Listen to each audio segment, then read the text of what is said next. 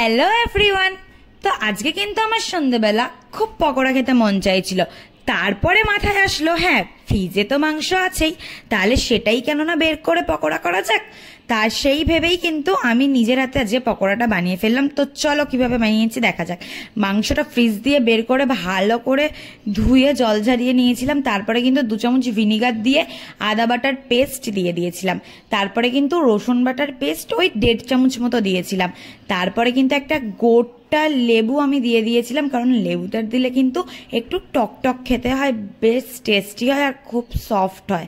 তারপরে লেবুটা দিয়ে তারপরে কিন্তু একদম ভর্তি করে ধনে জিরের গুঁড়ো দিতে হবে। আর আমাদের ধনে জিরের গুঁড়ো কিন্তু একসাথেই করা থাকে, তো দিয়ে দিয়েছিলাম। আর পরিমাণ মতো লবণ দিতে হবে, যতটা মাংস তার সেই রকম পরিমাণ মতো তোমরা বুঝে লবণ দিও।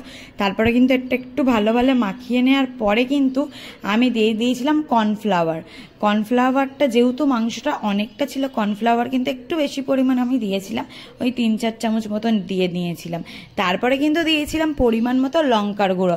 যেহেতু ঝালটা একটু বেশি না হলে চলে না, লঙ্কার গুঁড়োটা কিন্তু পুরো ভর্তি করে 1 চামচ দিয়েছিলাম, দেখতেই পাচ্ছ। এবার কিন্তু ভালোভাবে হাত দিয়ে মাখিয়ে নিয়ে তারপরে কিন্তু 2টো ডিম দিয়ে দিয়েছিলাম। তারপরে দেখো ফের আর একটা ডিম দিয়ে দিচ্ছি। তো 2টো ডিম দিয়ে কিন্তু এটাকে একদম ভালোভাবে মাখিয়ে নিতে হবে। ডিমটা দিলে কিন্তু বেশি সফট হয় আর এর গাটাও খুব সুন্দর খেতে লাগে। তারপরে কিন্তু দিয়ে দিয়েছিলাম চালের গুঁড়ো। তোমরা অবশ্যই চালের গুঁড়ো দেওয়ার চেষ্টা করবে, কারণ এটা দিলে পরে কি হয়, খুবই ক্রিস্পি হয় আর মচমচে হয়। পরে কিন্তু ডিম কম লাগছিল, যেহেতু অনেকটা মাংস, তার জন্য কিন্তু আমি আর একটা ডিম দিয়ে দিয়েছিলাম, মানে মোট 3টে ডিম দিয়েছিলাম। তারপরে দেখো সয়া সস দিয়ে দিয়েছিলাম। 2 চামচ সয়া সস দিলে কিন্তু কালারটাও দারুণ আসে আর একটা আলাদাই টেস্ট পাওয়া যায়। তারপরে কিন্তু আমি দিয়ে দিয়েছিলাম কিষান সস। এটা দিলে কিন্তু একটু মিষ্টি মিষ্টিও ভাব লাগে। তো মোটামুটি আমাদের কিন্তু পুরো রেডি। তারপরে দেখো ভালোভাবে এইভাবে চিকেন পকোড়াকে আমরা মাখিয়ে নেব। কত সুন্দর কালার এসে গেছে।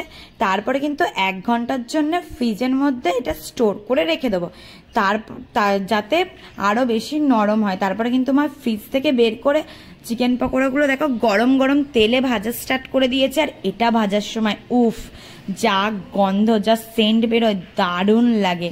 আমি তাহলে ফটাফট খাওয়া স্টার্ট করে দিই। দেখো আমার কিন্তু প্লেট আমি গুছিয়ে নিয়েছি, আমি কিন্তু খাবো।